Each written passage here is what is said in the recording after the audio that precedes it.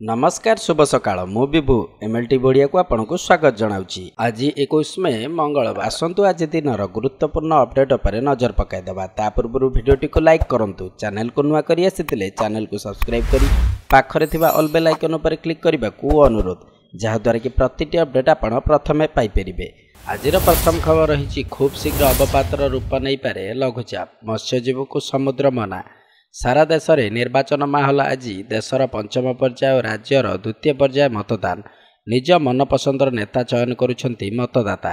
राज्य में आसंता 25 तारिख में तृतीय पर्याय निर्वाचन।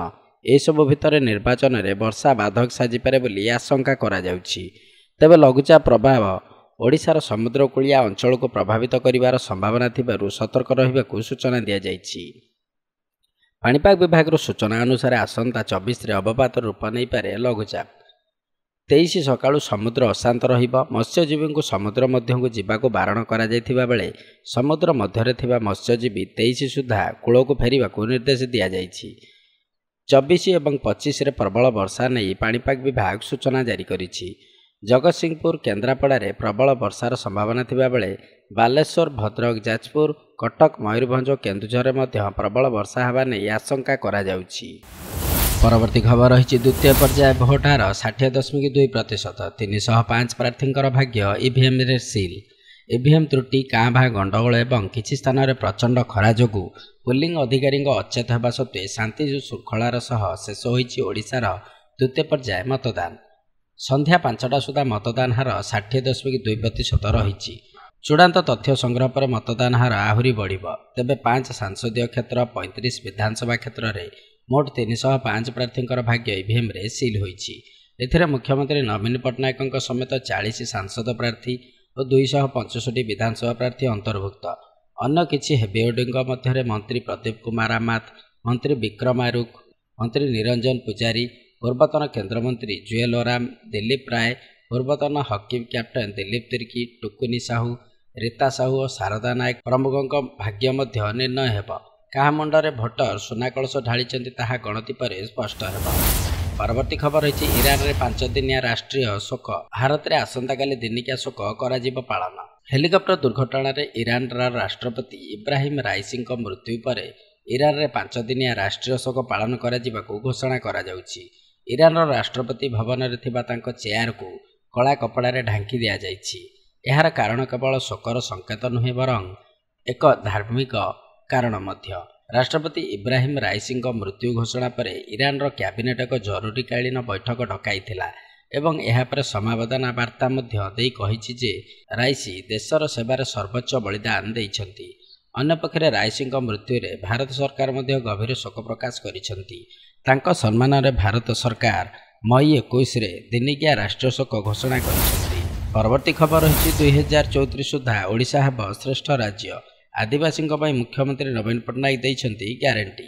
आदिवासी मुख्यमंत्री नवीन पट्टनायक दैछन्ति ग्यारंटी। नवीन ग्यारंटी ओडिशा को 2034 सुधा श्रेष्ठ राज्य भाव गढ़ी तोलिबाको एथिरे लक्ष्य रखा जाइछि। तबे इस्ताहारर पंचम ग्यारंटी होइछि आदिवासी विकास। 2011 जनगणना अनुसार मध्य प्रदेश पर ओडिशा रे सर्वाधिक आदिवासी अछन्ति।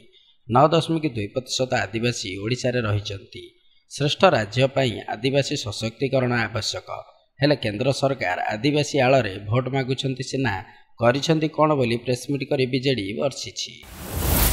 परवर्ती खबर रही हाईकोर्ट रे 147 एएसओ एवं 35 जूनियर स्टेनोग्राफर पदरे नियुक्ति पाई ऑनलाइन ने आवेदन आरंभ। ओडिशा हाईकोर्ट रे 147 असिस्टेंट सेक्शन ऑफिसर बा एएसओ और 35 जूनियर स्टेनोग्राफर पद पूरण पाई मे 20 तारिख आरंभ होइछि ऑनलाइन आवेदन। ऑनलाइन आवेदन प्रक्रिया जून 18 तारिख पर्यंत चलियो बोली सूचना रही। परवर्ती खबर रही मोदी भक्त जगन्नाथ। संबित पात्रंक बयान को निंदा कले नवीन। ट्वीट करी कहिले एमिति। संबित पात्रंक विवृत्ति को निंदा करिसेंते मुख्यमंत्री नवीन पट्टनायक। ट्वीट करी मुख्यमंत्री कहिसेंती महाप्रभु श्री जगन्नाथ समग्र विश्वर ठाकुर। तांको अन्य जड़े मनुष्यर भक्त कहिबा प्रभुंकर प्रति सबुठु बड़ अपमान। यह विश्वर कोटि कोटि जगन्नाथ भक्त और ओडिशार भावावेग एवं विश्वास को क्षताक्त करिछि। प्रधानमंत्री नरेंद्र मोदी सोमवार पुरी रे एक विशाल रोड शो करिसेंती। एही समय भाजपा नेता संबित पात्र कहिसेंती मोदी को देखिया पे लक्ष लक्ष लोकंकर भिड़ जमिछि। ମୋଦିଙ୍କର ଭକ୍ତ ଜଗନ୍ନାଥ, ଆମେ ସବୁ ମୋଦିଙ୍କର ପରିବାର। ଏ ଅଦ୍ଭୁତ ଦୃଶ୍ୟ ଦେଖି ମୁଁ ଭାବପ୍ରବଣ। ମୋତେ ଲାଗୁଛି ସବୁ ଓଡ଼ିଆଙ୍କୁ ପାଇଁ ଆଜି ଗୋଟେ ବିଶେଷ ଦିନ। ସମ୍ବିତଙ୍କ ଏଭଳି ବୟାନକୁ ନେଇ ରାଜନୈତିକ ମହଲରେ ଚର୍ଚ୍ଚା ଜୋର ଧରିଥିବା ସୂଚନା ରହିଛି। ପରବର୍ତ୍ତୀ ଖବର ରହିଛି ପ୍ରଦୀପଙ୍କୁ ଆକ୍ରମଣ ଘଟଣା। ଶିବଶଙ୍କରଙ୍କୁ ମିଳିଲାନି ଜାମିନ। ବ୍ରହ୍ମପୁର ଲୋକସଭା ଆସନର ବିଜେପି ପ୍ରାର୍ଥୀ ପ୍ରଦୀପ ପାଣିଗ୍ରାହୀଙ୍କୁ ଆକ୍ରମଣ ଘଟଣାର ଅଭିଯୁକ୍ତ ତଥା ସ୍ୱାଧୀନ ବିଧାୟକ ପ୍ରାର୍ଥୀ ଶିବଶଙ୍କର ଦାସଙ୍କୁ ମିଳିଲା ନାହିଁ ଜାମିନ। ଏସ୍ଡିଜେଏମ୍ ପରେ ଜିଲ୍ଲା ଦୌରା ଜଜଙ୍କ କୋର୍ଟରେ ତାଙ୍କ ଜାମିନ ଆବେଦନ ଖାରଜ ହୋଇଛି। ଗତ 14 ତାରିଖରେ ପ୍ରଦୀପଙ୍କୁ ଆକ୍ରମଣ କରିଥିଲେ ଶିବଶଙ୍କର ଦାସ ଓରଫ ପିଣ୍ଟୁ। ଅନ୍ୟପକ୍ଷରେ ଆଜି ଭୁବନେଶ୍ୱର ଏମ୍ସରୁ ଡିସ୍ଚାର୍ଜ ହେବା ପରେ ପ୍ରଦୀପ ପାଣିଗ୍ରାହୀ ଆଣିଛନ୍ତି ସାଂଘାତିକ ଅଭିଯୋଗ। ସେ କହିଛନ୍ତି ବିଜେଡି ସହ ଶିବଶଙ୍କର ଦାସ ଓରଫ ପିଣ୍ଟୁଙ୍କର ରହିଛି ସମ୍ପର୍କ। ପୂର୍ବରୁ ବିଜେପି ଟିକେଟରେ ବିଧାନସଭା ପ୍ରାର୍ଥୀ ହେବା ପାଇଁ ଉଦ୍ୟମ କରିଥିଲେ ପିଣ୍ଟୁ ଦାସ, କିନ୍ତୁ ସମ୍ଭବ ନ ହେବାରୁ ବିଜେଡି ସହ ସଲାସୁତରା କରି ସ୍ୱାଧୀନ ଭାବରେ ସେ ନିର୍ବାଚନ ଲଢ଼ିଛନ୍ତି। ପରବର୍ତ୍ତୀ ଖବର ରହିଛି ଇରାନ ରାଷ୍ଟ୍ରପତିଙ୍କ ହେଲିକପ୍ଟର କ୍ରାସ୍ ପଛରେ ଇସ୍ରାଏଲର ହାତ। ହେଲିକପ୍ଟର ଦୁର୍ଘଟଣାରେ ପ୍ରାଣ ହରାଇଛନ୍ତି ଇରାନ ରାଷ୍ଟ୍ରପତି ଇବ୍ରାହିମ ରାଇସି। ରାଇସିଙ୍କ ସମେତ ବୈଦେଶିକ ମନ୍ତ୍ରୀ ଅମିର ଅବଦୁଲ୍ଲାହିଙ୍କର ମଧ୍ୟ ମୃତଦେହ ଉଦ୍ଧାର କରାଯାଇଛି। ଦୁର୍ଘଟଣାସ୍ଥଳରୁ ଉଭୟଙ୍କର ମୃତଦେହ ଉଦ୍ଧାର କରାଯାଇଥିବା ନେଇ ଏକ ଫଟୋ ସାମ୍ନାକୁ ଆସିଛି। ତେବେ ଏହି ଦୁର୍ଘଟଣା ପଛରେ କାହାର ହାତ ରହିଛି ସେ ନେଇ ଏବେ ତଦନ୍ତ ଚାଲିଛି। ଏହା ଏକ ଷଡ଼ଯନ୍ତ୍ର ଓ ଏହା ପଛରେ ଇସ୍ରାଏଲର ହାତ ଥିବା ସନ୍ଦେହ କରାଯାଉଛି। ମାତ୍ର ଇସ୍ରାଏଲ ଏହାକୁ ଅସ୍ୱୀକାର କରିଛି। ରାଇସିଙ୍କ ହେଲିକପ୍ଟର ଦୁର୍ଘଟଣା ଏବେ ସନ୍ଦେହ ଘେରରେ। ତାଙ୍କର ମୃତ୍ୟୁ ସହ ଅନ୍ୟ ଅଧିକାରୀଙ୍କର ମୃତ୍ୟୁ ନେଇ ଏକ ପ୍ରଶ୍ନବାଚୀ ସୃଷ୍ଟି ହୋଇଛି। ତେବେ ରାଷ୍ଟ୍ରପତିଙ୍କର ମୃତ୍ୟୁ ପରେ ଦେଶରେ ଅନିଶ୍ଚିତତା ଦେଖାଯାଇଛି, ଯାହାକି ସମଗ୍ର ମଧ୍ୟପୂର୍ବ ଉପରେ ପ୍ରଭାବ ପକାଇପାରେ। କେବଳ ସେତିକି ନୁହେଁ, ରାଇସିଙ୍କର ମୃତ୍ୟୁ ଇରାନ ଉପରେ ଆଭ୍ୟନ୍ତରୀଣ ତଥା ବାହ୍ୟ ଶତ୍ରୁ କିମ୍ବା ଇସ୍ରାଏଲ ପରି ବାହ୍ୟ ଦେଶର ସମ୍ପୃକ୍ତିକୁ ନେଇ ପ୍ରଶ୍ନ ଉଠିଛି। ପରବର୍ତ୍ତୀ ଖବର ରହିଛି କମୁନି ଆମ୍ ଆଦମୀ ପାର୍ଟିର ସମସ୍ୟା। ଆମେରିକା, କାନାଡ଼ା, ଆରବ 8ଟି ଦେଶରୁ ଦଳକୁ ମିଳିଛି କୋଟି କୋଟି ଟଙ୍କାର ପାଣ୍ଠି। ଦିଲ୍ଲୀ ଦୁର୍ନୀତି ମାମଲାରେ ଘାଣ୍ଟି ହେଉଥିବା ଆପ୍ ବିରୋଧରେ ଆଉ ଏକ ବଡ଼ ଅଭିଯୋଗ ଆଣିଛି ଇଡି। ଅରବିନ୍ଦ କେଜରିୱାଲଙ୍କ ନେତୃତ୍ୱାଧୀନ ପାର୍ଟି ଆପ୍ ବିଦେଶରୁ ବେଆଇନ ଭାବେ 7 କୋଟି ଟଙ୍କା ପାଇଥିବା କହିଛି ଇଡି। 8ଟି ଦେଶରୁ ଦଳ କୋଟି କୋଟି ଟଙ୍କା ପାଣ୍ଠି ନେଇଥିବା ଇଡି ଗୃହ ମନ୍ତ୍ରାଳୟକୁ ଦେଇଥିବା ରିପୋର୍ଟରେ କହିଛି।